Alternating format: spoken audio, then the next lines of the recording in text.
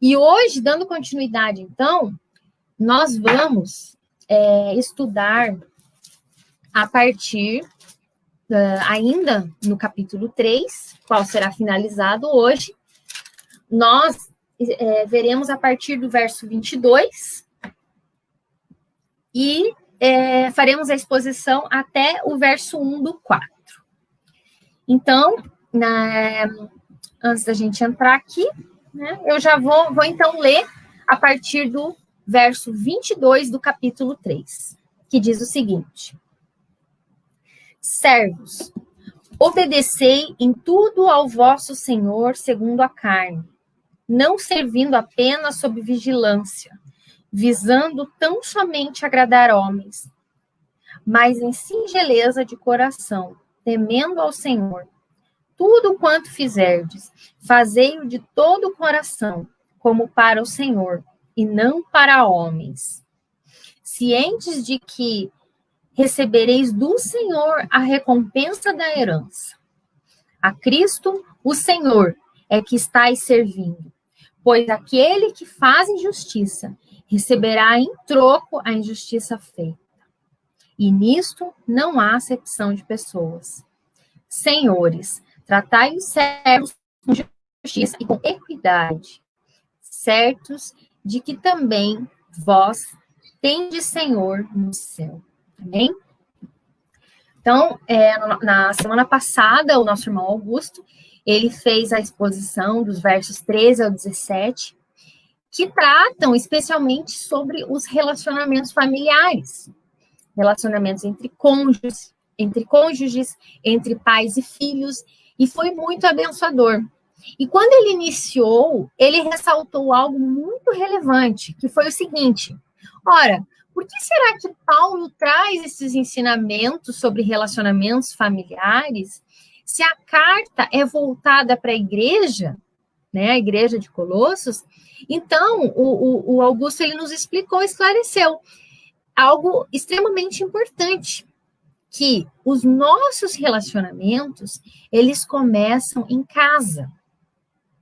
A casa, ela deve ser a base, digamos assim, a gente pode até fazer uma comparação, é como se fosse o nosso laboratório de prática para o nosso comportamento lá fora. Sobretudo a igreja, dizendo que de nada vale nós vestirmos uma roupagem falsa no momento em que estamos na igreja ou em algum outro lugar, e em casa não tratarmos os nossos com respeito e carinho. E essa lição que foi ministrada na semana passada, ela se estende ao que nós vamos falar hoje. Contudo, no tocante às relações entre servo e senhor, ou então nós podemos, trazendo para os nossos dias, né, patrão e empregado, empregador, empregado, dessas relações, né? É claro que o respeito e o trato amistoso entre essas duas partes, digamos assim, nos parece, num primeiro momento, que deveria ser natural, não é verdade? O empregador agir com respeito, né? O empregado agir com respeito com seu patrão e vice-versa. Porém, na prática, nós sabemos que este campo é bastante contaminado. E não somente nos dias de hoje, mas isso já vem desde os tempos antigos. Bem antes de existir, inclusive, a CLT, que é a consolidação das leis trabalhistas, a qual também não veio e não faz assim, não faz nenhum milagre, né? Pois bem, como ressaltamos, esses assuntos reforçam mais uma vez, né, de como a palavra de Deus sempre será atual. Notamos, então, ali no verso 21, Paulo concluiu, digamos assim, o que ele dizia sobre os relacionamentos familiares. E em seguida, no 22, ele já parte para as orientações das relações entre servos e senhores. E uma observação interessante é que quando a igreja foi criada, a instituição escravidão já existia e tratava-se de uma instituição legalmente aceita pela sociedade. Vejamos, para nós, isso é um tanto estranho, né? Especialmente no nosso país, onde em 1988 tivemos um marcante evento que foi a abolição da escravidão, através da Lei Áurea. No entanto, falando especialmente no arcabouço greco-romano, e especialmente naquele tempo, a escravidão não era algo ilegal ou abominado, tanto pela sociedade, quanto também pelo viés bíblico. Sendo que, para tanto, o que era inaceitável por Deus, e é a forma como muitas vezes essas relações são tratadas. A forma prejudicial como um senhor ou um patrão, ou escravo ou empregado, podem muitas vezes agir. E é sobre isso especialmente que nós iremos discorrer, fazendo assim um paralelo, né, àquele tempo, e aqui nós podemos pensar geograficamente na amplitude greco-romana, e nos dias de hoje, podendo fazer uma aplicação no Brasil. O verso 22, então, ele é muito claro e completamente aplicável, né, se nós substituirmos ali a palavra servos por empregado e senhor por patrão, chefe, empregador, diretor, gerente, ou seja, qual for a pessoa a quem você se reporta. Então, assim, no decorrer do estudo, eu vou utilizar mais patrão e empregado, que eu acho que é o mais comum, né? Mais usual. Então, e ali quando coloca, né, a expressão segundo a carne, é para quê? É para se ter a compreensão terrena, ou seja, o Senhor aqui é a autoridade neste mundo, né? Então, o patrão, aquele que paga o salário, a quem se deve satisfação, respeito. E seguindo, traz ali no 22 ainda, né? Não servindo apenas sob vigilância, visando tão somente agradar homens, mas em singeleza de coração, temendo ao Senhor. O que Paulo está querendo dizer sobre vigilância é algo muito sério. Aqui ele está literalmente querendo dizer o seguinte: servos ou empregados, mesmo que o seu senhor ou patrão não esteja vendo, não esteja ali presente no momento em que você está trabalhando, seja fiel a ele.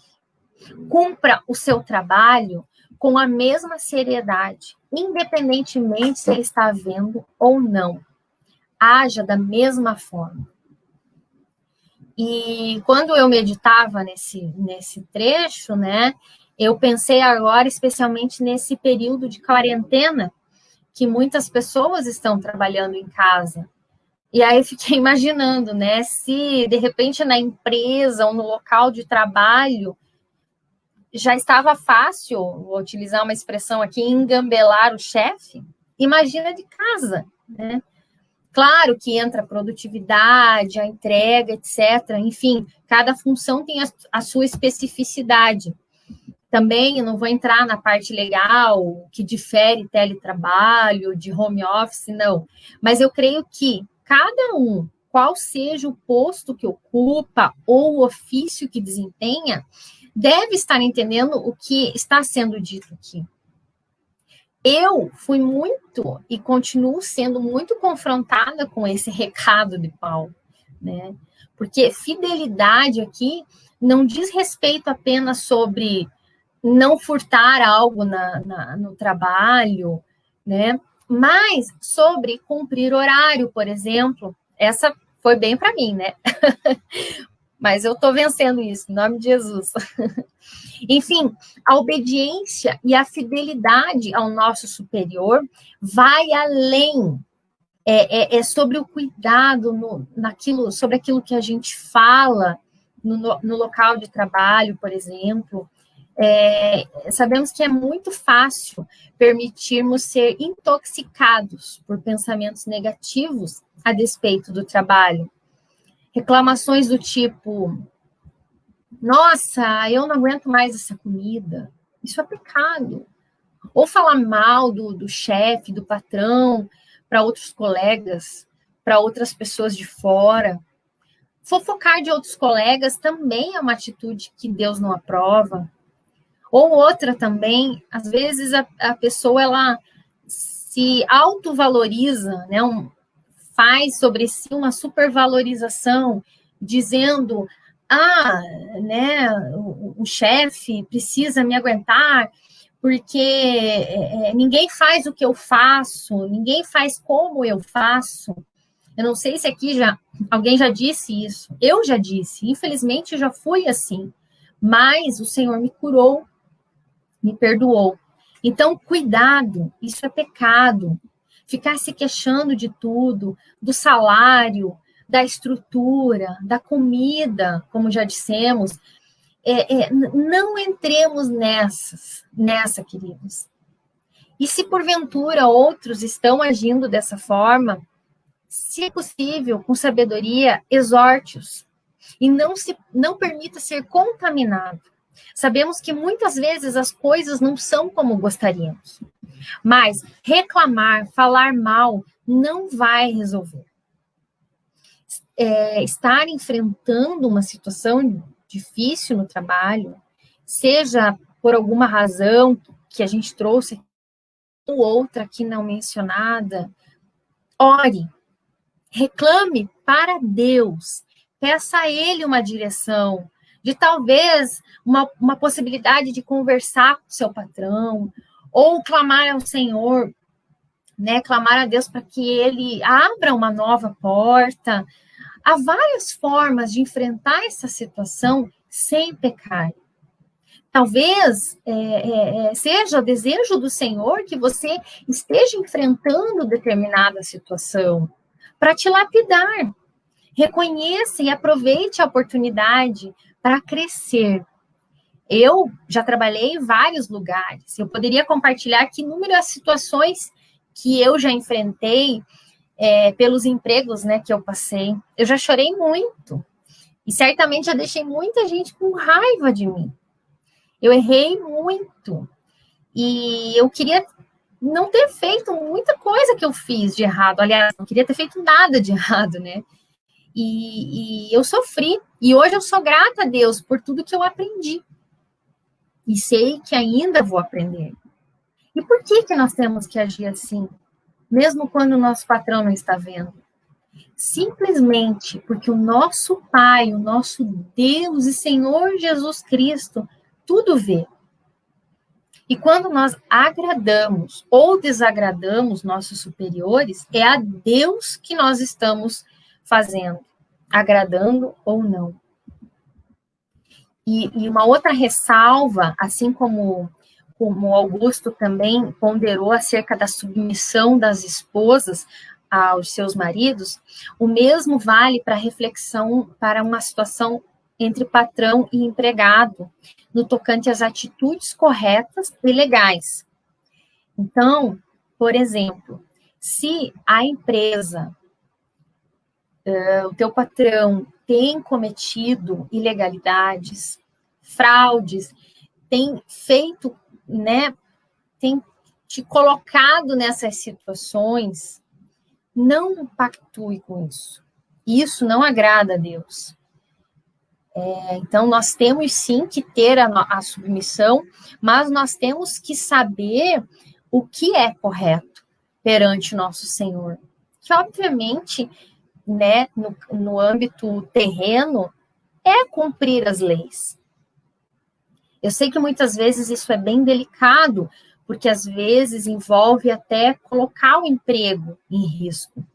Mas, querido, creia que o Senhor é contigo.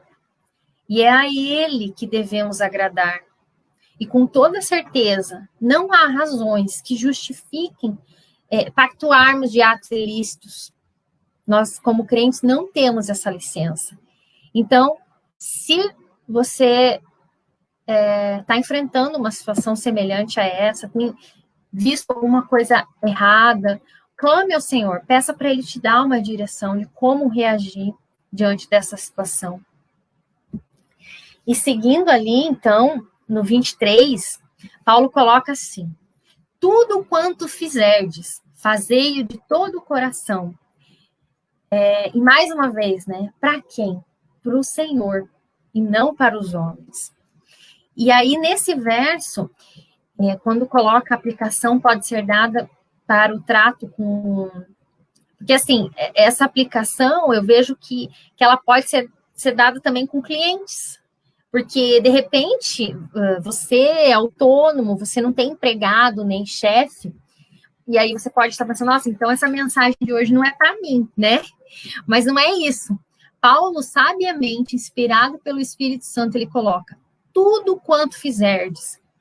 Tudo. Quer dizer, tudo. Então, por exemplo, se eu sou autônoma, eu devo satisfação e fidelidade aos meus clientes, por exemplo.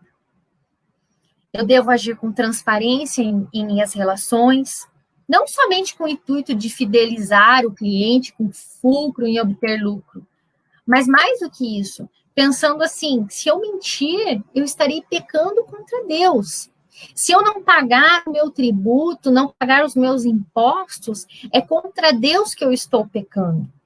Esse aspecto de tributo, ele é muito importante. E aqui a gente já emenda para falar agora dos patrões, dos senhores. E aqui também há exortação para eles. Nós, cristãos, não temos desculpas para sonegar qualquer imposto. Então, se você é cristão e patrão, registre o seu funcionário. Recolha seus direitos. Não atrase o salário daquele que trabalha para você, daquele que sai cedo todos os dias, que busca honrá-lo com seu trabalho. Se você é patrão, pague um salário digno e não se utilize de subterfúgios a fim de justificar algo. Amados, o Senhor, ele não se agrada de chefes, de senhores, de donos de empresa que visam apenas obter lucros e mais lucros.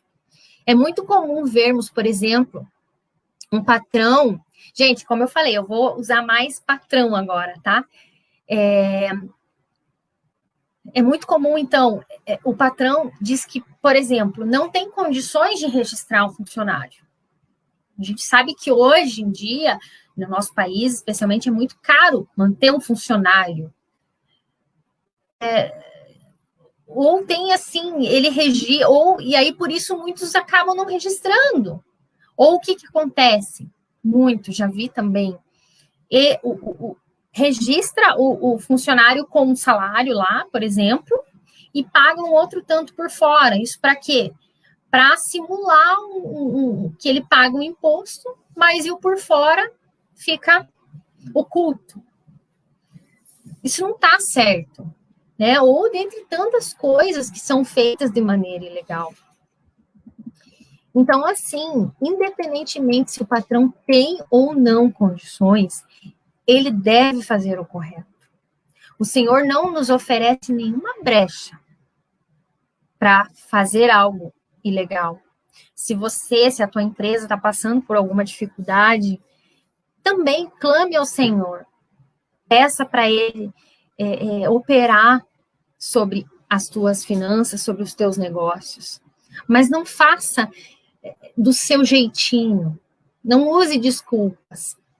Então, se você se identifica com alguma dessas situações, né, clame ao Senhor, se arrependa, conserte sua situação. Ainda há tempo.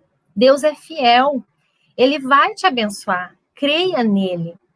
É tempo de depositar sua confiança no único provedor. É dele que receberemos a herança. Deseje servir a Cristo. Pense que se você está falhando com o seu servo, é com Cristo que você está em falta. É contra Cristo que você está pecando.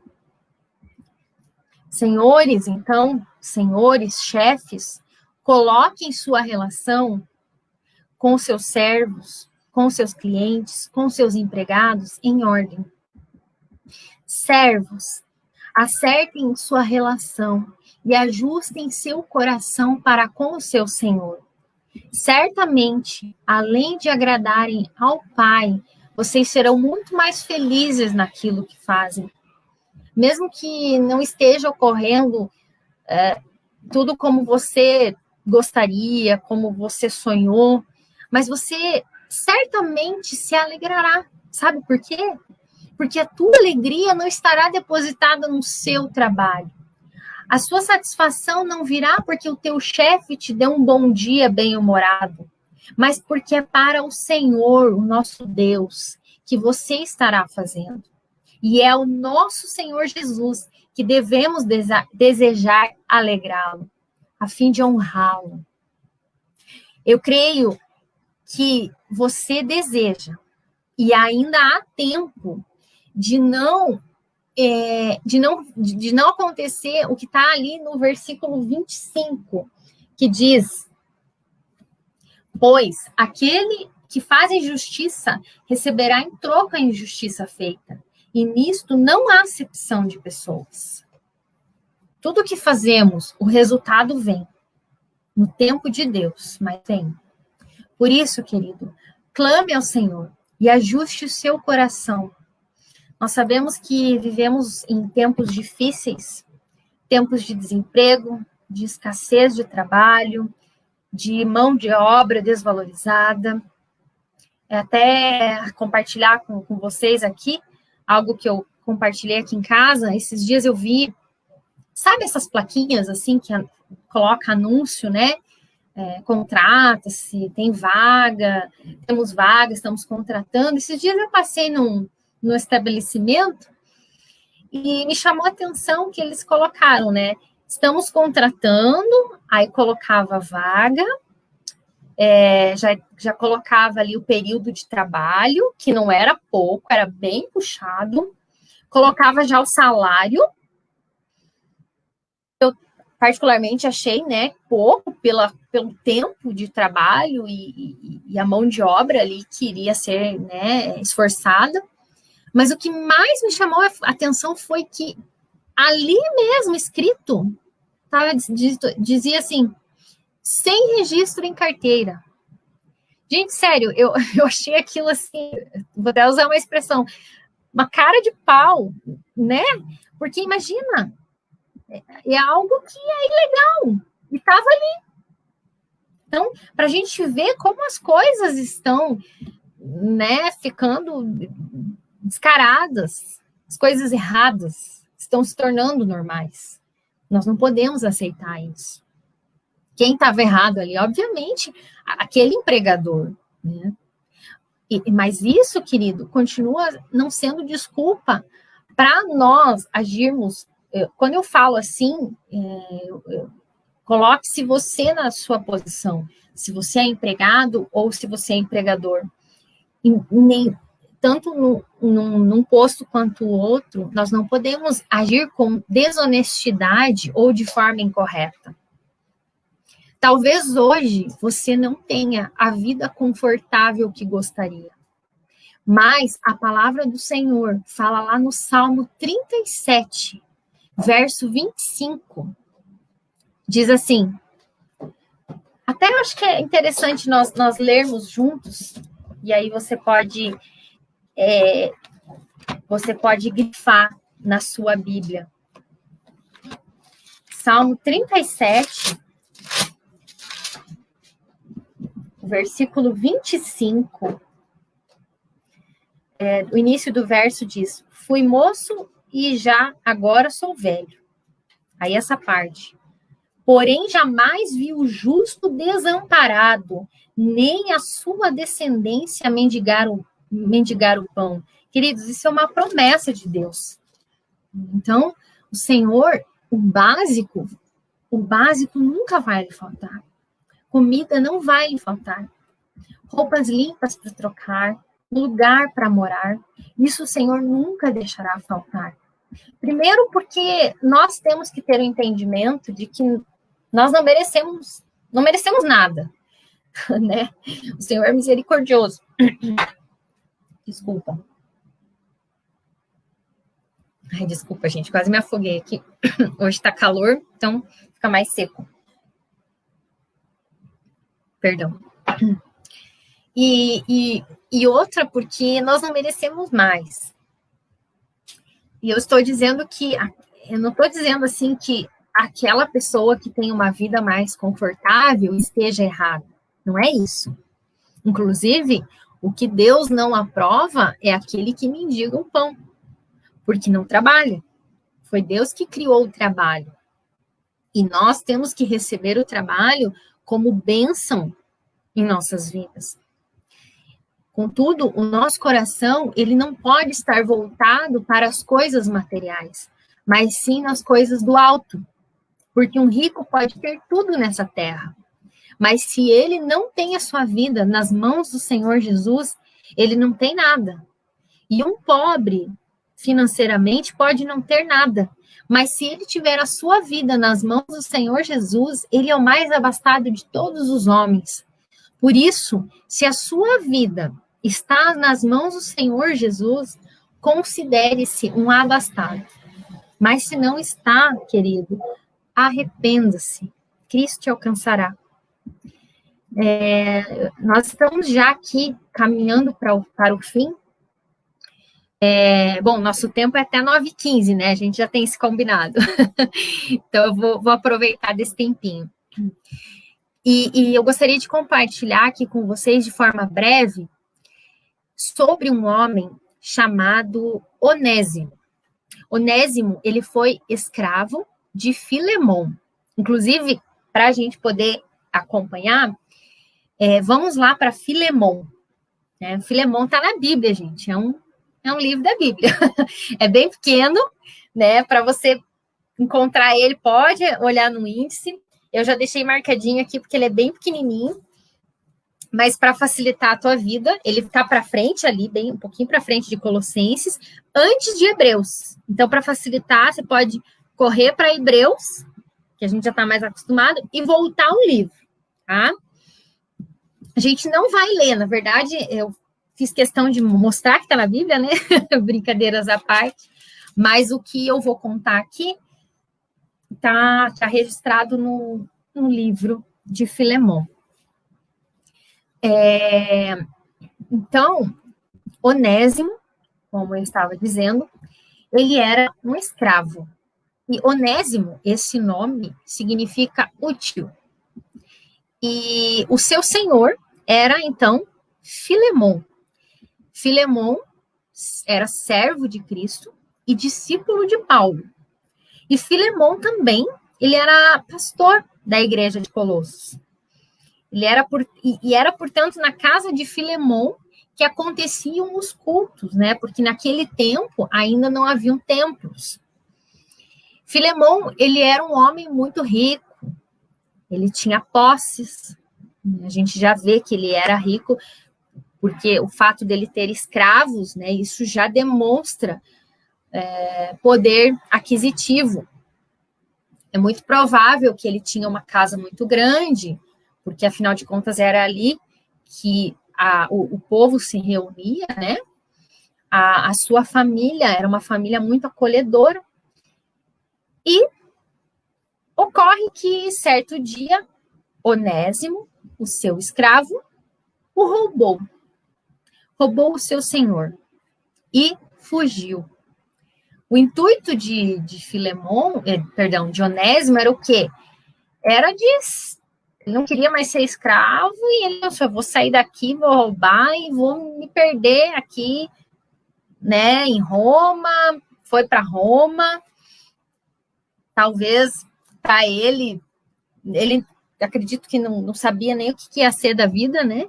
Talvez um mendigo, porque eu creio que o máximo que ele iria conseguir era isso.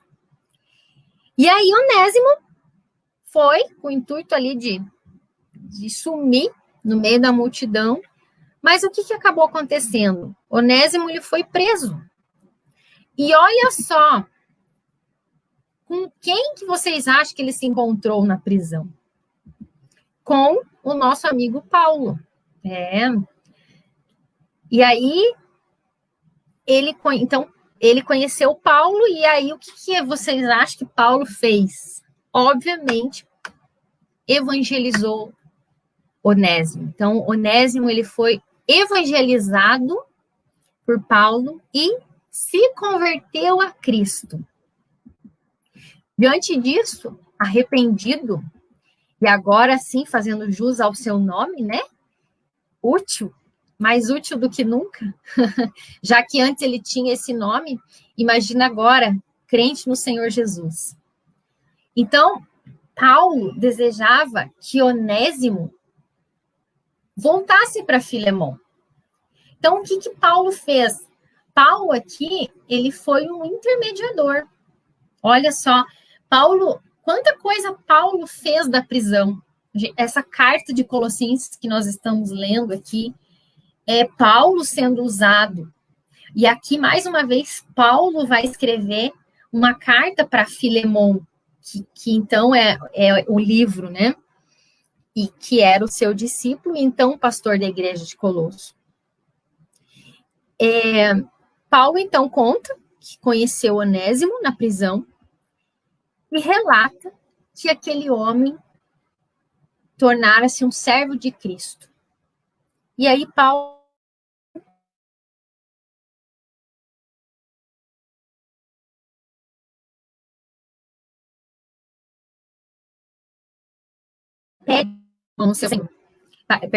pedisse para que o Filemon recebesse de volta o Onésimo, né?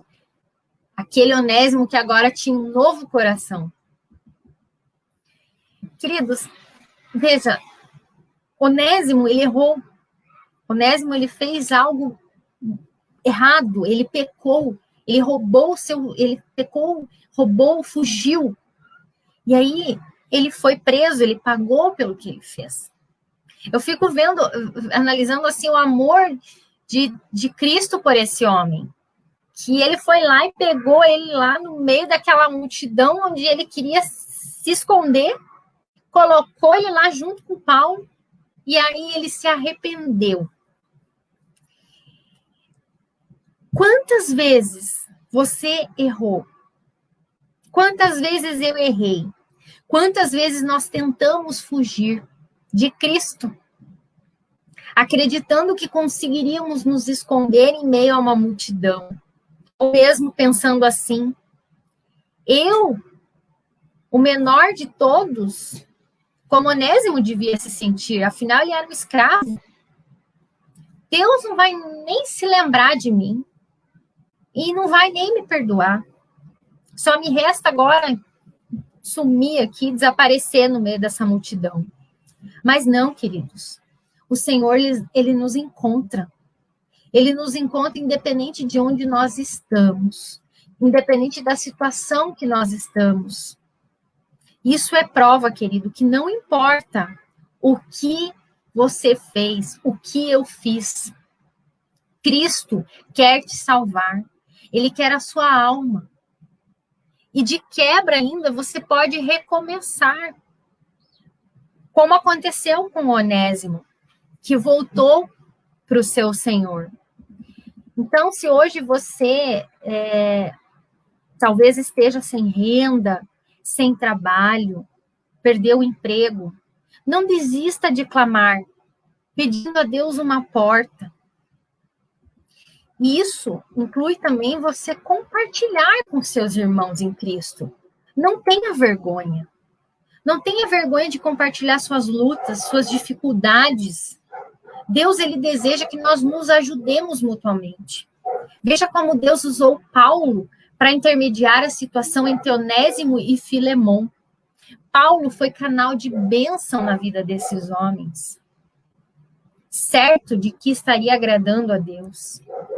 Que nós, então, possamos ter o coração sábio de Paulo para ajudar outros irmãos em situações difíceis. Que possamos ter um coração arrependido, como o de Onésimo, e a humildade que ele teve para voltar para o seu Senhor. agora um novo homem, e que possamos ser como Filemon, termos um coração perdoador, independentemente do que fizeram por nós. Amém, amados? Eu quero orar. Senhor Deus, em nome de Jesus, te agradeço por essa palavra, te agradeço por esta mensagem, ao mesmo tempo que ela nos exorta, ela nos traz esperança. Ao mesmo tempo que ela nos orienta, ela nos dá confiança no Senhor. E nós, Pai, eu não sei qual é a situação que o meu irmão, que o meu querido está aqui ouvindo, qual é a necessidade, qual é o sonho, onde ele está precisando ser, Deus, receber um milagre, Pai. Eu peço que o Senhor esteja sobre cada um, e que neste momento cada um possa se prostrar, se ajoelhar diante do Senhor. Se existe algo que precisa ser confessado, algum arrependimento que precisa ser gerado, faz isso, meu Deus, em nome de Jesus. Opera um milagre, dá-nos, Senhor, oportunidade de recomeçarmos, assim como aconteceu com Onésimo. Oh, Deus, nos perdoa, Pai, e obrigada por nos orientar. Obrigada, Senhor, pela tua palavra que é atual, que faz, Senhor, com que nós não voltemos os nossos olhos e os nossos corações pelas coisas erradas que estão se tornando normais nesse mundo. Deus, em nome de Jesus, mais uma vez, obrigada pela tua graça sobre nós. E que por meio dessa palavra outras pessoas possam ser alcançadas. E que o teu nome seja honrado e glorificado. Em nome de Jesus. Amém.